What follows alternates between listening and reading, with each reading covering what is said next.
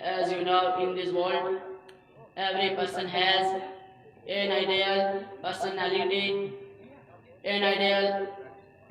I also have an ideal person, and he is my idol who I want to follow him, and I try taking about is our lovely Holy Prophet Hazrat Muhammad sallallahu alaihi wasallam.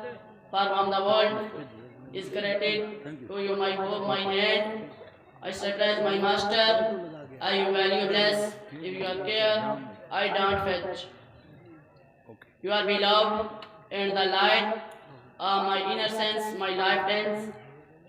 Lantern for my past and future. There follows in the hadith.